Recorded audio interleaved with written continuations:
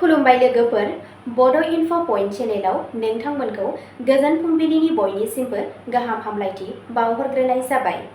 आं दिनै नोंथांमोननि सिगाङाव राशि बायदियै सानसेनि फानजामुथिखौ फरायथिनो लादों। आसा खालामो नोंथांमोना भिडिअखौ नायना मोजां मोनगोन। दिनै 11 एप्रिल 2026 मायथाइ एबा 27 चैत्र दान 1432 मायथाइ सनिबार। गिबियावनो दङ मेष राशि। दिनै नोंथांहा खामानिफोरखौ थाबैनो फोजोबनो थाखाय मोनसे जर'खा थुलुंगा मोनगोन। मोनसे जिउ राहायारि सावरायनायाव नोंथांनि बाथ्राफोरखौ गोसो गोथारै लानो हागौ। आयजों सोमोन्दो गोनां मोनसे फिसा नेरसोना नोंथांनि गोसो दुंनायखौ बांहोगोन। नोंथाङा नखरनि सोद्रोमानो इयुननि सोमोन्दै सान्नायफोरखौ फोरमायनो हायो। सानजौफु समाव बारहावाया एसे मुखुब जागोन, नाथाय फिथाइया गोजोनथाव जागोन। जोबनायाव गावनि थाखाय सम लानाया नोंथांनि गोसोखौ स्रां खालामगोन। नोंथाङा हरखाब मोनसे गोदान खाबुनि खौरां मोननो हागौ। गोजाम सोमोन्दोजों मुलाम्फा गोनां सावरायनायनि इसारा दं। नोंथांनि दिनैनि खाफालगोनां दिगा जादों खोला-सानजा, खाफालगोनां अनजिमाया जादों 6 आरो खाफालगोनां गाबआ जादों सना गाब। वृषभ राशि। दिनै धैर्यजों नाजानाया लासै-लासै मोनसे मुलाम्फा गोनां लामा लानो हागौ। खामानि थिलियाव मोनसे गोजाम आयदानि सायाव रोखा जानाया गोजोननाय लाबोगोन। नोंनि बुजिनाया रांखान्थियारि समानथाय लाखिनायाव बाहायजाथाव जागोन। नखराव गोरलै आखु दिन्थिनाया आबहावाखौ गोदै लाखिगोन। बेलासि समाव सोरबा सासे आंगो सुबुंनि हेफाजाब होनाया जर'खा गोनांथि जागोन। दिनै गोसोआरि दिदोमथिया नोंथांनि थिरांथाफोरखौ गोख्रों खालामगोन। थाबथानाय सानथांखिया फिन खेबसेबाव गोख्रैथि मोननो हागौ। नोंथाङा सोरबा सिनायजानाय सुबुंनिफ्राय थुलुंगाखांनाय खौरां मोनगोन। नोंथांनि दिनैनि खाफालगोनां दिगा जादों सा-सोनाब, खाफालगोनां अनजिमाया जादों 8 आरो खाफालगोनां गाबआ जादों रेजें गलाब गाब। मिथुन राशि। दिनै रायज्लायनायजों सोमोन्दो थानाय खामानिफोराव जाफुंसार जानायनि जाथावना दं। गोदान खारिथिया मोनसे मावथांखिखौ साबसिन खालामनायाव मदद होनो हागौ। रांखान्थियारि बिथिङाव सांग्राङै आवगायलांनाया मोजां जागोन। न'आव एसे गोजोन थागोन आरो रायज्लायनाया खाथि सोमोन्दोखौ बांहोनो हागौ। फरायसाफोरा गावसोरनि फरायनायाव मोनसे गोदान नोजोरथि मोनगोन। मोनाबिलि समसिमाव थालांनाय आयदाया गोख्रोंसिन जानो हागौ। नोंथांनि सोदोबफोरा सोरखौबा थुलुंगा होनो हागौ। सोरजिलु साननाया मुलाम्फा गोनां जागोन। नोंथांनि दिनैनि खाफालगोनां दिगा जादों सानजा-खोला, खाफालगोनां अनजिमाया जादों 7 आरो खाफालगोनां गाबआ जादों क्रिम गाब। कर्क राशि। दिनै प्रेक्टिकेल सानस्रिया गोसोआरि मोनदांथिजों लोगोसे थांगोन। हाबा मावनाय जायगायाव गोजोनै लानाय थिरांथाफोरा मुलाम्फा गोनां जागोन। रांखान्थियारि बिथिङाव फिसा-फिसौ फोसाबनायनि नेरसोन थानो हागौ। नखरनि गेजेराव मोनसे गोनां आयदानि सायाव गोरोबलायनाय जानो हागौ। धोरोमारि आबहावानि फारसे गोसो बोनाया बांगोन। मोनाबिलियाव गोजोननाय मोनगोन। गोजाननि जायगानिफ्राय मोजां खौरां फैनो हागौ। खोमसि फोथायनाया गोख्रों थागोन। नोंथांनि दिनैनि खाफालगोनां दिगा जादों सोनाब-खोला, खाफालगोनां अनजिमाया जादों 4 आरो खाफालगोनां गाबआ जादों अख्रां गोथां गाब। सिंह राशि।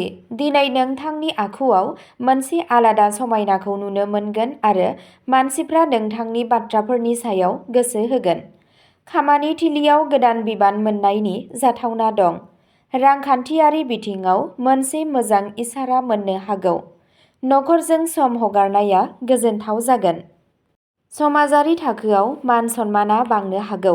बेलासि समाव सानस्रिनि मोनसे गोदान दिथा जौगागोन। सासे बैसोगोरा सुबुंनि दैदेननाया हेफाजाब होगोन। नोंथांनि नाजानायनि फिथाइया गोजोनथाव जागोन। नोंथांनि दिनैनि खाफालगोनां दिगा जादों सा-सानजा, खाफालगोनां अनजिमाया जादों 7 आरो खाफालगोनां गाबआ जादों रोजा केसर गाब। कन्या राशि। दिनै मोजाङै नोजोर होनाय बाथ्राफोरा नोंथांनि थाखाय मुलाम्फा गोनां जागोन। खामानिफोराव आब्रुथि लाखियोब्ला दावगानायखौ नुनो मोनगोन। राङारि सामलायनायनि थाखाय नोंथांनि नोजोरा बाहायजाथाव जागोन। नखरनि गेजेराव सिरि-सिरि सावरायनाया मोनसे सुस्रांनायनि लामा दिन्थिनो हागौ। फरायनाय आरो लिरनायाव नांथाबना थानाय सुबुंफोरा मोजां सम मोनगोन। जोबनायाव गावजों गाव गोजोननाया थाबाय थागोन। मोनसे गोदान मोनदांथिया नोंथांनि गियानखौ बांहोगोन। खामानियाव गेबें जानाया बाख्नायनाय लाबोनो हायो। नोंथांनि दिनैनि खाफालगोनां दिगआ जादों खोला, खाफालगोनां अनजिमाया जादों 11 आरो खाफालगोनां गाबआ जादों रेजें पिस्ता गाब। तुला राशि। दिनै गोरोबलायनाय आखुआ गोबां खामानिफोरखौ गोरलै खालामगोन। सासे लोगोनि हेफाजाबजों नाजानाया मोजां फिथाय होनो हागौ। रांखान्थियारि बिथिङाव नाङा-फाङा हाखु-दाखु खालामनायनिफ्राय गोजानाव थानाया मुलाम्फा गोनां जागोन। नखराव मोनसे गोजोन आबहावा थागोन। लोगोफोरजों सानस्रिफोरखौ सोलाय-सोल' खालामनाया मोनसे गोदान नोजोरथि होगोन। मोनाबिलियाव गोजोननाया बांगोन। नोंथाङा सोरजिलु बिथिंफोरनि फारसे गोसो जागोन। नोंथाङा मोनसे गोजोनथाव हांख्रायहरनायखौ मोननो हागौ। नोंथांनि दिनैनि खाफालगोनां दिगआ जादों सोनाब, खाफालगोनां अनजिमाया जादों 19 आरो खाफालगोनां गाबआ जादों फान्थाव गाब। वृश्चिक राशि। दिनै नोंथांनि जेथो गोनां आयदाफोरखौ बुजिनो हानाय गोहोआ बाहायजाथाव जागोन। खामानि थिलियाव धैर्य लाखिनाया मुलाम्फा गोनां जागोन। रांखान्थियारि बिथिङाव सानथांखि लानाय राहाया साबसिन फिथाय होगोन। न'आव मोनसे गोजाम बाथ्रानि सायाव गोदान रोखा जागोन। सावस्रिनि फारसे सांग्रां जानाया नोंथांनि सानखौ मोजां लाखिगोन। हर समाव फोथायनाया बांगोन। मोनसे गोजाम मोनदांथिया दिनै खामानियाव फैगोन। सानस्रिफोरा दिदोम थागोन। नोंथांनि दिनैनि खाफालगोनां दिगआ जादों खोला-सोनाब, खाफालगोनां अनजिमाया जादों 13 आरो खाफालगोनां गाबआ जादों चन्दन गाब। धनु राशि। दिनै मोनसे गोदान सोमोन्दोनि गेजेरजों मुलाम्फा गोनां फोनांजाब राहाया जाथावना।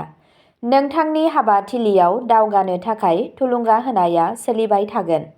रांखान्थियारि बिथिङाव मोनसे फिसा जाफुंसारनाया गोजोननाय लाबोनो हायो। नखरनिफ्राय गोरलैयैनो हेफाजाब मोनगोन। दावबायनाय एबा बायजोनि बाथ्राफोरजों सोमोन्दो थानाय खामानिफोराव मोजां मोनगोन। बेलासि समाव इयुननि सोमोन्दै मिजिंआ बांगोन। गोदान खारिथिया थिरांथाफोरखौ गोरलैसिन खालामगोन। मोनसे गोथार हाबायाव बाहागो लानो हायो।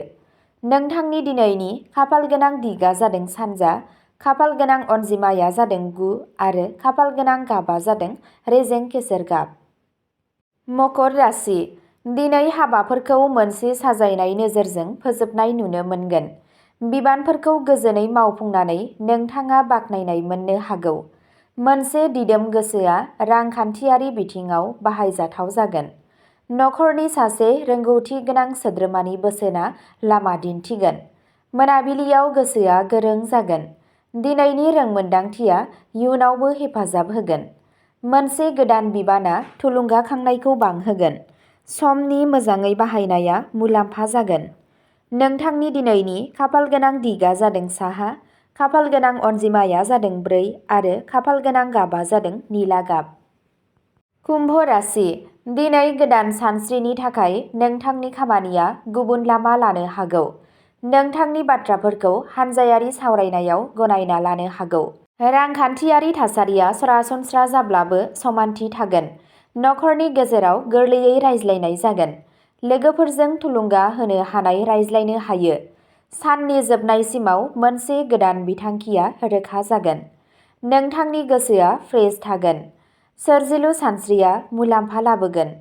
नोंथांनि दिनैनि खाफालगोनां दिगआ जादों सा-सोनाब, खाफालगोनां अनजिमाया जादों 6 आरो खाफालगोनां गाबआ जादों आकाहि गाब।